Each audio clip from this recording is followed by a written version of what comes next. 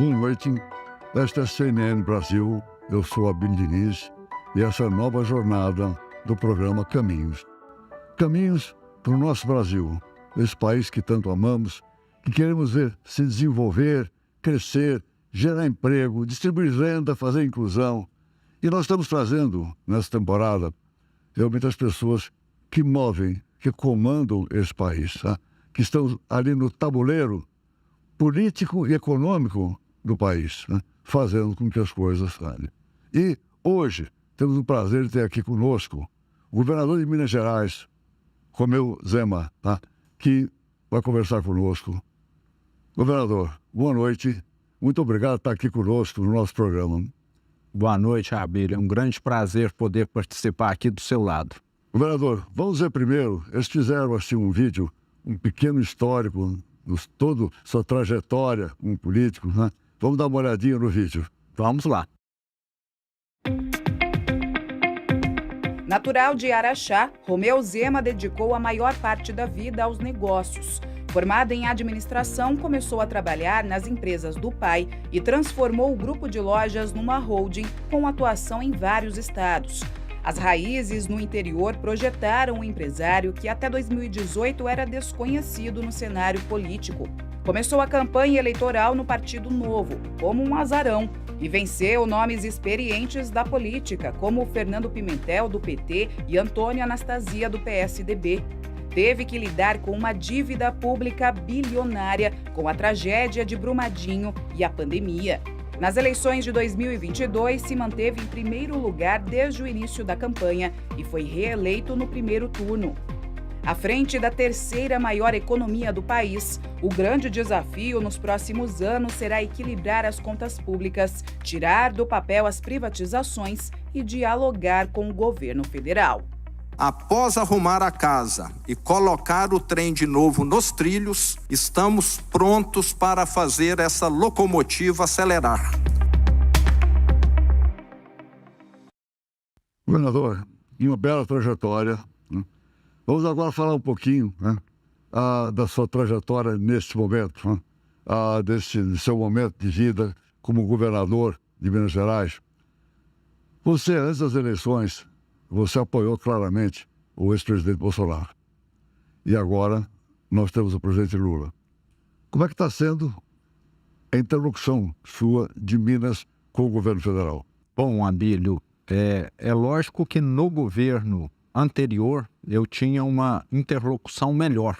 Eu sempre conseguia facilidade nas agendas em Brasília, com muita rapidez.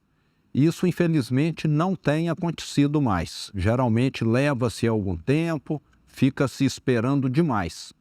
Mas eu estou confiante de que isso seja apenas uma questão, né, que já passou, que é a eleição. Afinal, todos nós somos brasileiros, os mineiros idem, e merecemos consideração. E temos uma pauta gigantesca com o governo federal, que é o Acordo de Mariana, que hoje só depende do governo federal para sair. Será a maior punição a uma empresa que poluiu, que destruiu o meio ambiente da história do Brasil e talvez até do mundo. Então nós mineiros estamos aí ansiosos aguardando esse desfecho que só depende do governo federal. Não, governador, você é um empresário, entrou na política na realidade de 2018, tá? Não era um político, tá? Ou teve que se desenvolver. Como é que você conseguiu isso? Você agora é mais político do que empresário. Como é que você está nessa mistura, nessa vida nova? Então, Abílio, eu continuo a mesma pessoa de sempre. Eu não mudei nada, meus hábitos continuam os mesmos. Eu sempre tive uma vida simples, tranquila e continuo. O governador de Minas, que me antecedeu, tinha 7 aeronaves à disposição, morava num palácio com 32 empregadas. Eu não tenho nenhuma aeronave, vendi. As que ficaram hoje atendem a segurança, atendem a saúde pública e moro na minha casa que eu pago o aluguel e pago a minha empregada. Então, eu posso te dizer que eu sou um político diferente. Minas tem 320 mil funcionários, o Estado. Sabe quantos parentes eu tenho? 0, Abílio. Então, eu faço questão de estar lá para fazer o certo e não para fazer o que é conveniente e dar voto que é, infelizmente, o que todos os políticos muitas vezes ficam atrás, querendo fazer aquilo que causa auê, que aparece muito, mas não que melhora a vida da população. Então, sou político sim, mas diferente, um político que acho que nós precisamos ter mais no Brasil, porque eu custo muito menos do que qualquer outro aí. Não tenho mordomia nem privilégio e não gosto de quem tem também. Você recentemente foi ao Rio Grande do Sul e uniu os estados do Sudeste e do Sul, dentro de uma ideia de, não é um pacto, mas é uma ideia de uma união nacional, tá, aqui no Sul. Como você mesmo tem dito, vocês têm 55% da população do Brasil, tá, mas em termos de PIB, em termos de recursos, vocês têm muito mais do que isso. Conta um pouquinho dessa ideia e aí me fala também o seguinte, será que essa divisão Sul, Sudeste, Norte é uma divisão conveniente, é uma divisão ruim para o país? Como é que você vê isso? Ó, Abílio, nós estamos numa democracia. Toda opinião tem de ser considerada, toda opinião é benquista, mas nós que somos do Sul e do Sudeste sempre fomos pouco considerados. Nós temos hoje, infelizmente, uma união pequena que faz com que nós fiquemos enfraquecidos. Mas, como você disse, nós representamos 55% da população e 70% da economia brasileira. Nós queremos unir forças para levarmos propostas que serão boas. Não é para o Sul e Sudeste, não. É para o Brasil. O Brasil precisa de mais emprego, precisa de assistência, sim, quando temos uma pandemia, quando temos uma recessão. Mas assistencialismo, não. Porque entra década, sai década, em vez do Brasil criar empregos, o Brasil fica criando programas sociais. Então, a classe política no Brasil precisa preocupar mais em desenvolver e criar emprego e não tanto em ficar dando ajuda. A ajuda é importante, mas somente quando necessário. Governador, o presidente Lula, ele se elegeu prometendo promover uma frente ampla. Realmente, ele disse, vou governar para todos os brasileiros e quero uma frente ampla para que eu possa governar. Você está sentindo o que está acontecendo? Não, infelizmente não. Eu tenho observado assim um discurso de ressentimento em relação ao passado. E passado nós temos de esquecer, nós temos de olhar para o futuro. São mais de 210 milhões de brasileiros. Então vejo que não há nenhum plano consistente com relação ao futuro. O Brasil tem hoje uma vantagem gigantesca no mundo. Nós podemos ser o país da energia limpa e o país do sequestro do carbono. E não estou se vendo falar nisso, não. Fico vendo muito em falar em picuinha pequena, em querer cargo de estatal para quem é do partido, em querer desfazer alguma reforma que foi feita no último ano. Então, parece que falta para o Brasil mudanças estruturais, que é o que vai fazer com que nós venhamos a entrar no futuro.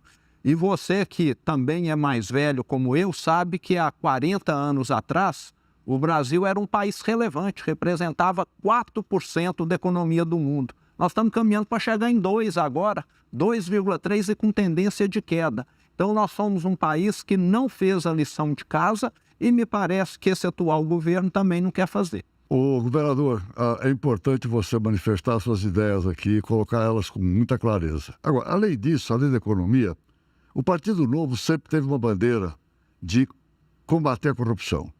Sempre teve essa bandeira.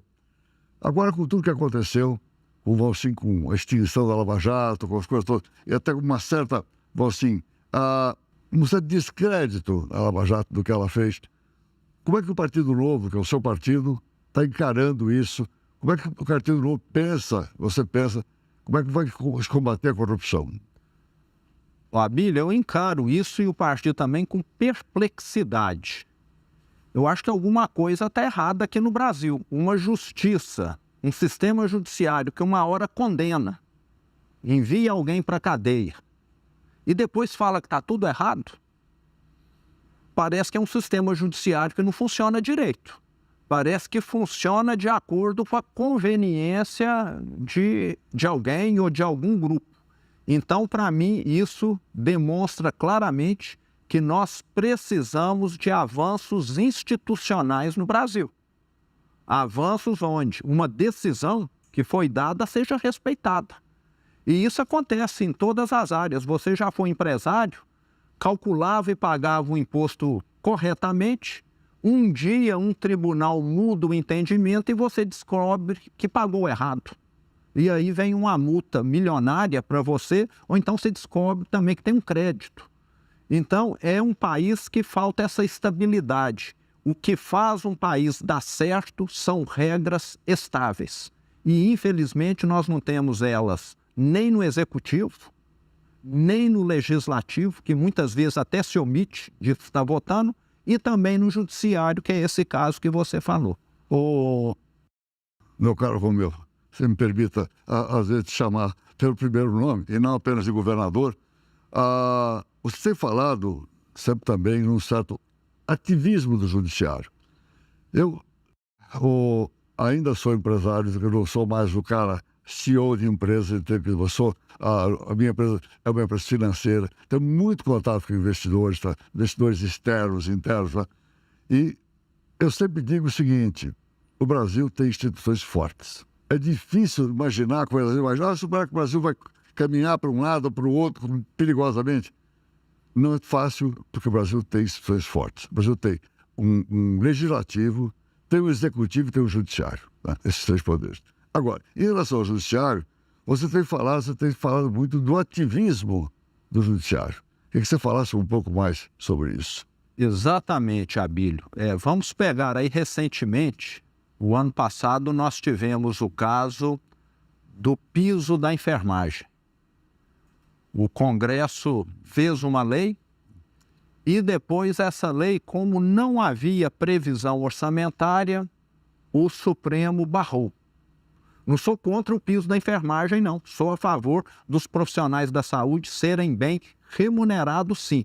Mas fica muito claro que o judiciário, muitas vezes, é que barra alguma lei que foi votada porque a lei não tem fundamento, o que é até positivo. Mas, muitas vezes, devido até essa certa omissão do legislativo em muitos temas, inclusive tributários, é o judiciário que chega lá e acaba legislando.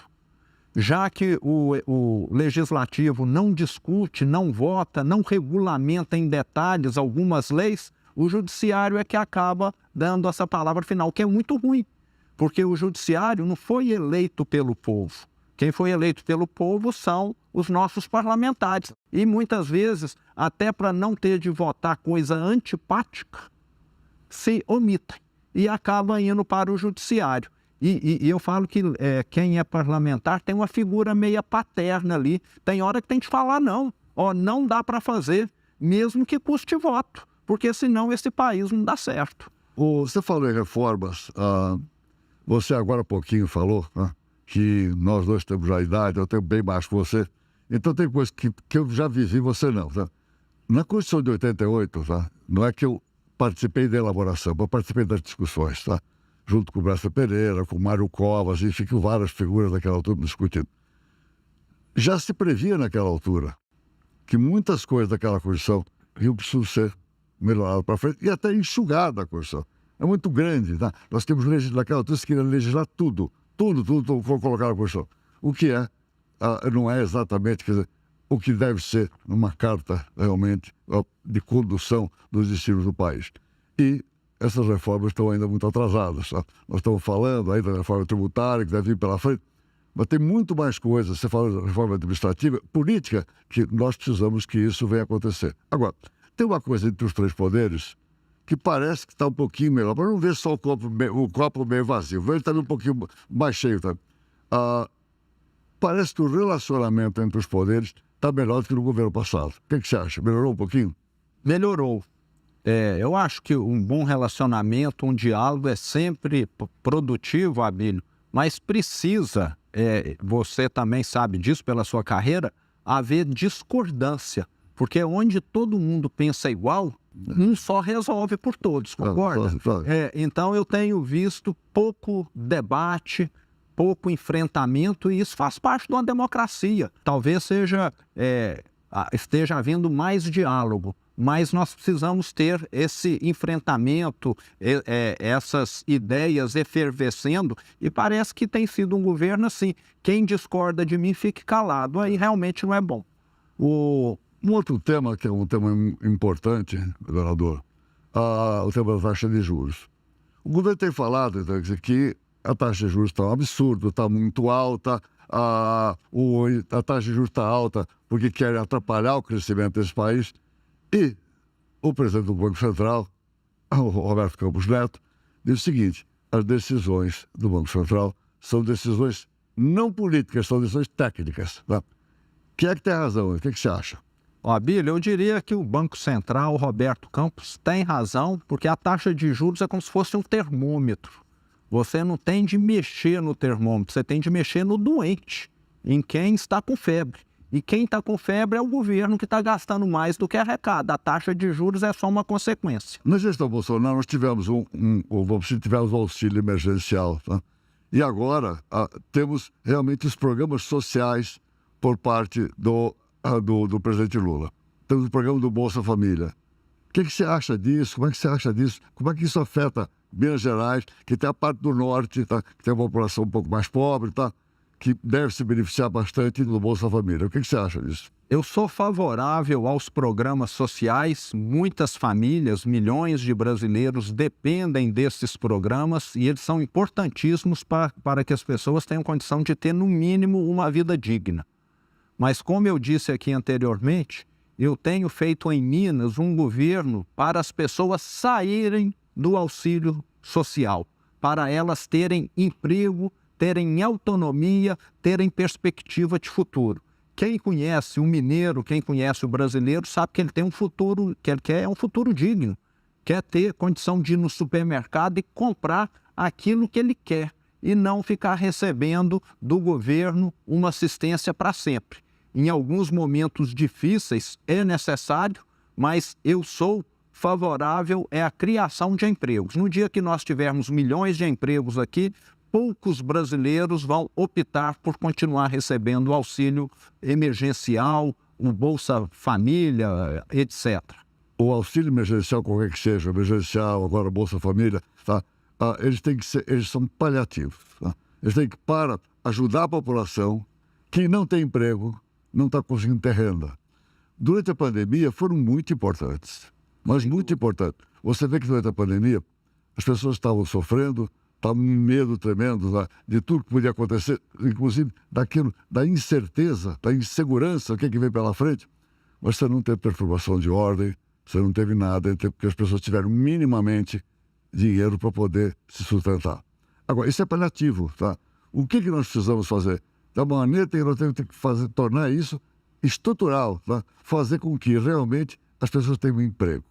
Emprego. Vê essa taxa de desemprego cair de 8 para 2, 3 a nível dos Estados Unidos. Por que não podemos conseguir? Não podemos conseguir a mesma coisa. Sabe? Então, acho que é isso que nós temos que lutar para que aconteça. Concorda comigo? Plenamente, sou totalmente favorável, mas eu vejo uma parte da classe política, infelizmente, sempre dependendo desses auxílios para falar que é o protetor dos desamparados e dos pobres. Nós temos de acabar com isso. Governador, está-se agora discutindo, está colocado, foi aberto um novo arcabouço fiscal, tá? Praticamente chegou-se a um acordo para se colocar uma proposta agora que vai ser votada agora na Câmara e depois encaminhada para o Senado. Essa proposta prevê um determinado corte de despesa, mas prevê muito mais aumento da arrecadação.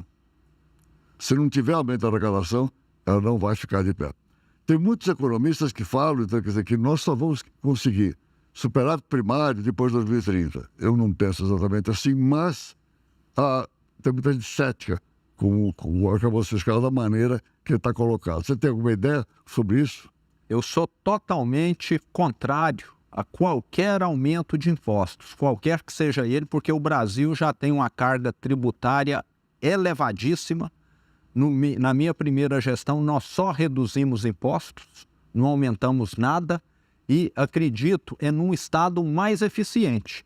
E se alguém no governo federal acha que não dá para reduzir despesa, é porque não olhou para dentro, porque tem ineficiência em todo lugar. Dentro de empresa tem, dentro de qualquer instituição tem ineficiência. E é algo que você tem que estar fazendo sempre, né? É igual cortar unha. Despesa é a mesma coisa. E eu vejo que o governo precisava olhar para dentro. É o que nós temos feito em Minas Gerais, é que outros governadores têm feito, mas por parte do governo federal o que eu tenho visto é o caminho contrário. São mais cargos, são mais ministérios, são mais despesas e não uma austeridade, que é o que faz um país desenvolver. Um país que desenvolve é um país onde o governo central, o governo federal, sempre tem responsabilidade fiscal. Nenhum país deu certo gastando mais. E está aí o caso da Argentina. Olha lá a inflação, 130% nos últimos 12 meses. Porque foi por esse caminho de esquecer a responsabilidade com gastos e tributar, Abílio, tem limite também. O brasileiro hoje já paga imposto demais. E aí eu diria uma coisa para você, governador. No mundo, você tem a quantidade de dinheiro que você quiser. Se tiver projetos bons, atraentes, se tiver país que realmente estejam politicamente, vamos dizer, estáveis, uma economia estável, você consegue o dinheiro que você quiser. Qual é o elemento que falta no mundo? Falta gestão. Não é só aqui no Brasil. No mundo falta gestão. Os winners, os vencedores no mundo, tanto de países como de empresas, são aqueles que têm uma gestão eficiente. Olha, modestamente, eu tenho que me orgulho de ser professor de gestão na GV, porque gestão é uma coisa que falta realmente no mundo. Agora, por quê que nós temos tanta dificuldade, principalmente no governo federal, de nós enxugarmos a máquina e fazermos uma gestão mais eficiente? O que você acha disso? Filho, eu concordo totalmente com você. Gestão faz uma diferença gigantesca. Em Minas, na minha primeira gestão, nesses últimos 4 anos, nós conseguimos atrair investimentos privados mais de 10 vezes o que o governo antigo trouxe, o que me antecedeu. E muito que eu escutei de investidores foi: eu estou investindo em Minas porque eu sei que aqui agora eu estou conversando com equipe séria, com um governo sério. E ninguém ficava com um projeto engavetado na parte tributária, ambiental, sanitária. E o que eu percebo no Brasil como um todo é que se cria dificuldades para vender facilidades.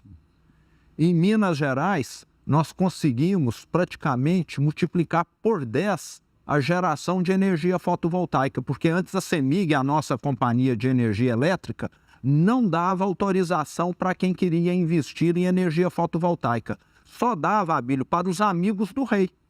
E os amigos do rei, em vez de investir, saía no mercado vendendo a autorização por alguns milhões.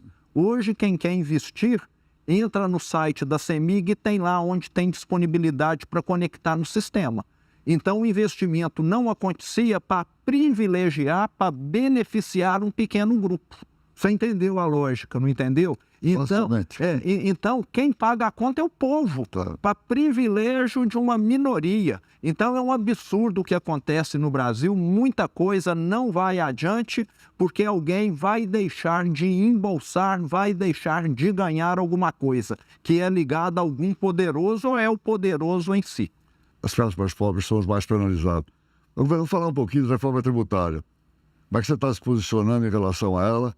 Porque, pelos cálculos do IPEA, Minas vai perder uns 4 bilhões de receita na reforma tributária. Como é que você está se posicionando aí? Abílio, eu sou totalmente favorável à reforma tributária. Ela é uma reforma que vai modernizar o Brasil e hoje o Brasil não consegue exportar produtos mais elaborados exatamente por causa dessa penalidade tributária que ocorre ao longo da cadeia produtiva. No passado, o Brasil exportava muitos produtos de alto valor agregado, automóvel, etc. Hoje nós somos exportadores de minérios e de produtos agrícolas. Então, é uma reforma importantíssima. O Brasil vai ficar mais competitivo. Uma empresa, em vez de ter lá 100 pessoas apurando impostos, vai passar a ter 10, 12, vão dar conta igual lá fora. Isso é menos custo, menos erro para as empresas e produtos mais baratos, tanto para os brasileiros como para a exportação. E o estado de Minas está disposto a perder alguma coisa. Porque é igual você falar para um assalariado, ó, você vai perder R$100 nos próximos 2 anos, mas depois você vai ganhar 500 a mais. Então, o que vai acontecer é isso, nós vamos ter uma economia mais dinâmica.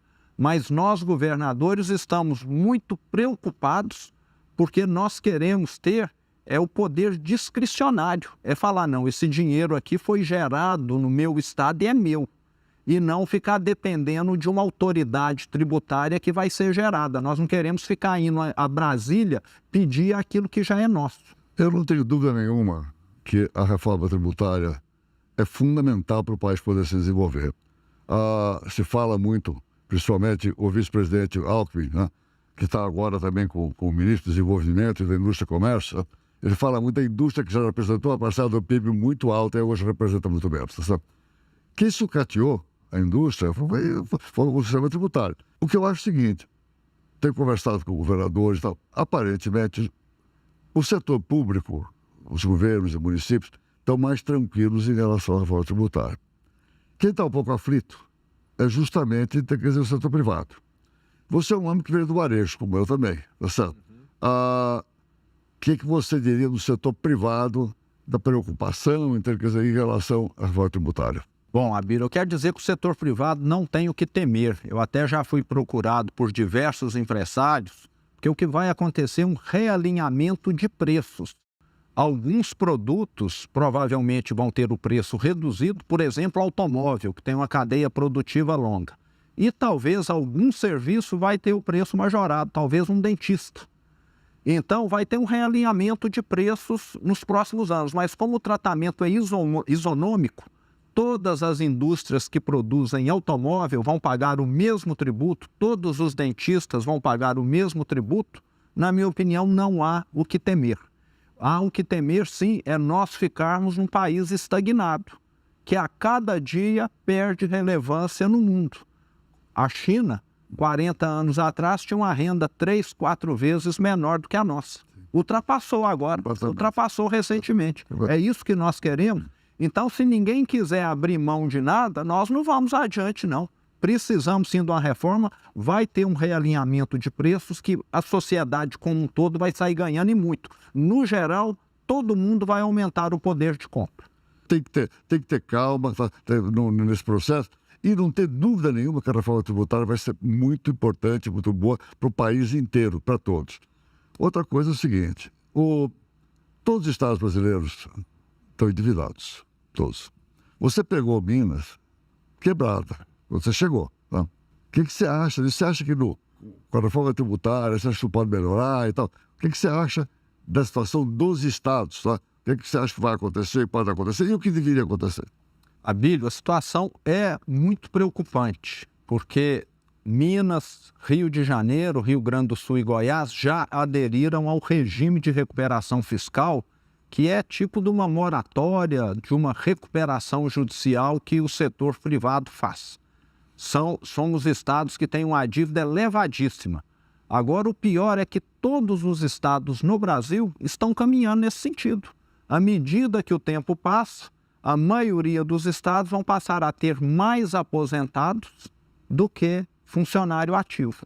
E não tem sistema previdenciário, arrecadação que dá conta disso. Então, nós vamos precisar, talvez, rever a questão do pagamento dessa dívida ao governo federal. No caso de Minas, são 147 bilhões de reais.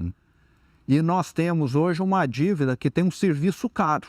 Então, o que nós queremos é pagar, temos de pagar, mas não pode se transformar numa bola de neve impagável, como tem acontecido e vai acontecer com diversos outros estados. Então, o governo federal faz parte dessa equação.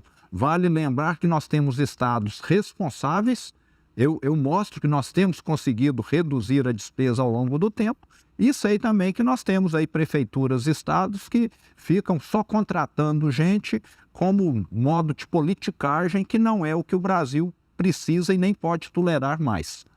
Governador, vamos fazer um pequeno intervalo, né?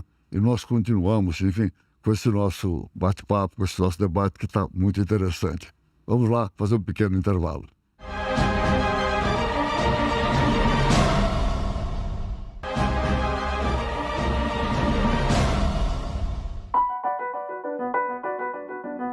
Estamos de volta com o nosso programa Caminhos. Hoje, uma satisfação, temos conosco o vereador de Minas Gerais, Romeu Zema. Vereador, no primeiro mandato, você doava o seu salário. Agora, no segundo, você aumentou o seu salário de todos os secretariados em quase 300%. Como é que foi essa mudança de postura? Eu tive de reajustar o salário dos meus secretários, porque eles só podem ter reajuste se o governador tem. Tem uma lei que fala que secretário ganha tipo 80% ou 90% do salário do governador. Eu não precisava de reajuste não, mas meus secretariados precisam, porque eles ganhavam, Abílio, menos do que secretário de saúde e de educação de uma cidade de 10 mil habitantes.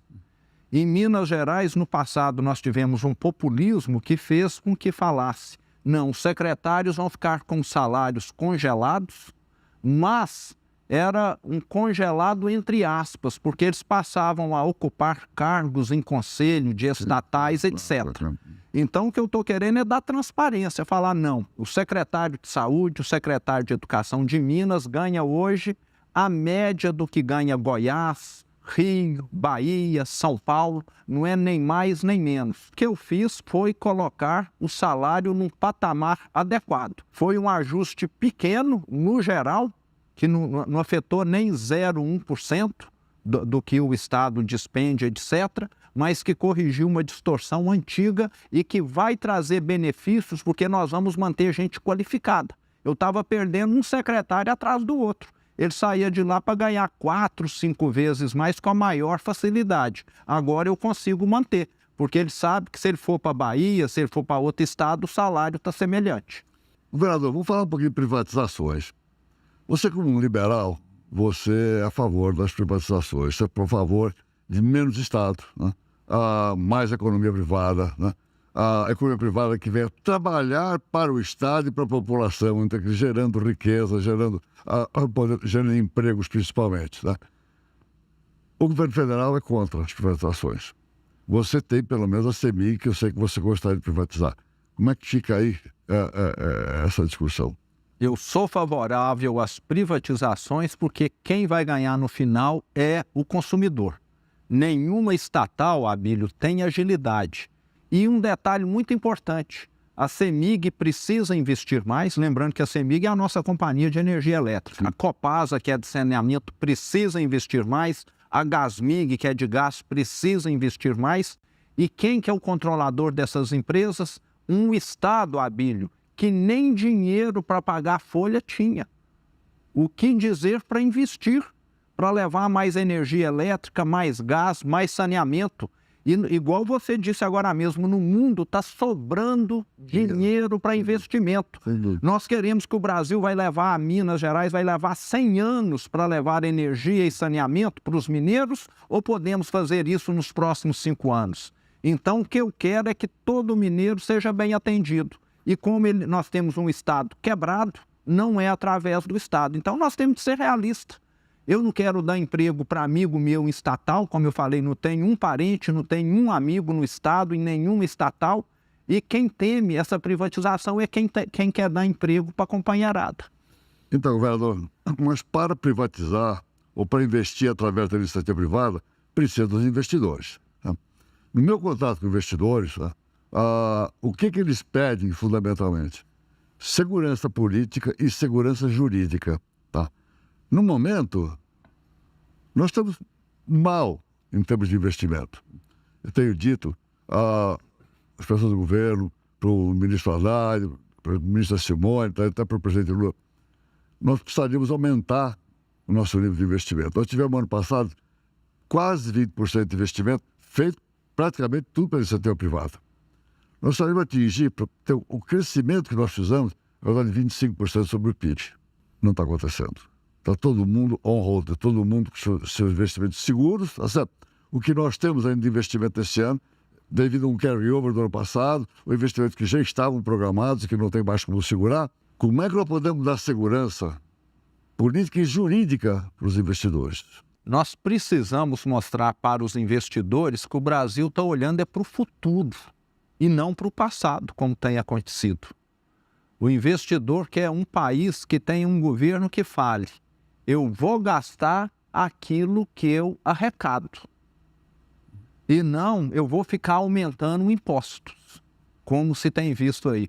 O investidor quer um país que faça reformas estruturais, como nós falamos agora há pouco, uma reforma tributária, uma reforma administrativa, uma reforma política, e não um país que fique fazendo retrocessos, como querendo voltar atrás alguns avanços que nós tivemos. Então, o investidor tem razão.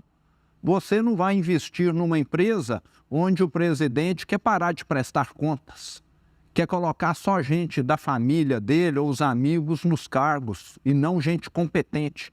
Então, o investidor olha dessa maneira, com essa visão empresarial que você tem como ninguém, querendo falar: será que eu estou colocando o meu dinheiro num lugar seguro, num lugar onde ele vai crescer ou num lugar onde tudo está sujeito a dar errado? E o problema, Abílio, que mais me causa indignação é que nós estamos cometendo erros que já foram cometidos, não são erros inéditos. O que nós tivemos em 2015 e 2016 no Brasil? A maior recessão da história, porque fizeram uma série de bobagens que são semelhantes àquelas que eles estão agora propondo. Então, parece que os erros não serviram como aprendizagem, infelizmente. Veja, eu falo muito que dinheiro tem, quanto nós quisermos, então nós somos de gestão. Mas nesse momento somos de dinheiro, tá? O dinheiro é sempre bem-vindo, tá? E nós somos de investidores, porque o Estado não tem, o governo não tem dinheiro suficiente para fazer, quer dizer, todos os investimentos que nós precisamos. Claro, aos programas de PPP, de parcerias público-privado, isso é ótimo, até para direcionar alguns investimentos onde eles podem ser feitos, tá certo? Mas, fundamentalmente, nós vamos trazer investimento do setor privado. Aí, quando você vê uma discussão sobre a questão da Eletrobras, quando você vê uma discussão sobre a lei de saneamento básico, tá? Que foi uma revolução, né? Começou a atrair gente para fazer investimento em infraestrutura no Brasil, que nós precisamos desse monte. Claro que o investidor fica tonto, quer dizer, e decide, no caso, não investir com essa insegurança. Então, isso é realmente muito complicado nesse momento. Eu espero que a gente tome um outro rumo e que a gente possa atrair realmente e colocar o capital a serviço do Brasil, tá? Trazer o capital e colocá-lo a serviço para gerar empregos, tá? Fazer com que o país se desenvolva. Agora, governador, eu tenho uma coisa para mim é muito clara à minha frente, né? Meu propósito de vida, eu quero ser feliz, aprender e compartilhar. É por isso que eu dou aula GV, porque eu escrevi 2 livros, faço palestras, e estou aqui na CNN, tá? E procurando estar bem com todos os governos. Desde o governo Fernando Henrique, eu venho acompanhando todos os governos, dando minha contribuição, meu conhecimento como economista, como pessoa que conhece o cenário internacional, trabalho muito na França, nos Estados Unidos, mais ainda na França, colocando esse conhecimento para poder ajudar o governo, uma interlocução. Agora, vamos olhar para o seu caso, governador. Você é uma pessoa extremamente bem avaliada em Minas Gerais, e acho que no cenário nacional. A gente considera que quem conseguir ganhar em Minas Gerais se elege do Brasil. Você vai terminar daqui a 3 anos e meio, você vai terminar governador de Minas Gerais, já não tem mais reeleição. Você já está se preparando para um desafio maior? Abílio, eu vou te ser muito sincero, o que me preocupa hoje são os buracos que Minas Gerais tem lá nas estradas que eu preciso recuperar, entendeu? O meu foco é Minas Gerais, nós temos muitos problemas lá, a parte financeira ainda precisa ser equacionada. E se eu conseguir deixar o Estado um brinco, aí nós vamos conversar de novo, tá certo? Mas eu nunca pensei em entrar na política, eu fui chamado, eu estava no conselho de administração da empresa, falei não a princípio, fui um psicólogo para me dar um atestado de sanidade mental, porque eu falei, será que eu estou ficando doido? Será que eu estou consciente do que eu estou fazendo, né? Mas ele falou, não, você está com a vida resolvida, seus filhos estão criados, a empresa caminha sozinha, você parece que tem um espírito público de querer ajudar semelhante ao seu. Eu falei, não, então eu vou encarar. E acho que até eu fui, Abílio, porque eu enxergava, acho que como todo mundo enxergava, que a chance era mínima também, né? Eu falei, eu vou fazer uma divulgação do Partido Novo, vou ajudar a eleger alguns deputados estaduais e federais e depois volto. E não foi o que aconteceu. Mas eu vejo que Deus vai nos ajudar. Sei que você é devoto de Nossa Senhora, não é isso? Que ela, daqui a 3 anos, ilumine muito o Brasil para que ele seja muito bem gerido aí. Eu quero, de preferência, dar apoio a um ótimo nome que deve surgir aí no futuro. Nós, governadores do Sul e do Sudeste, estamos muito alinhados e queremos, dentro desse grupo nosso aí, se possível, todos apoiando um bom nome aí para que nós possamos fazer o Brasil ter essas reformas que vai levá-lo para o futuro e deixar o passado para trás, que é onde ele tem de ficar. Governador Romeu Zema, chegamos ao fim do nosso programa. Eu queria te agradecer muito você estar aqui conosco. Você esclareceu muita coisa, colocou suas ideias com muita clareza. Eu quero te agradecer muito. Eu te agradeço. Espero ter a oportunidade de estar aqui novamente. Foi um prazer, Abílio. Estamos chegando ao fim do nosso programa, hoje, com o governador Romeu Zema. E eu sempre pergunto, no final do nosso debate com os convidados nossos, o que nós podemos fazer a mais pelo Brasil? Seguindo o meu propósito, de ser feliz, aprender e compartilhar. Eu gostaria que vocês também se questionassem. Nós temos o direito de pedir e esperar o melhor para nós, dado pelo Estado, dado pelo governo. Mas vamos pensar também um pouquinho. E tem alguma coisa que nós podemos fazer para ajudar esse país? Tem alguma coisa minimamente que possa depender de nós e que nós possamos ajudar? Pensa nisso. Vamos em frente. Obrigado. A gente volta amanhã com mais um convidado.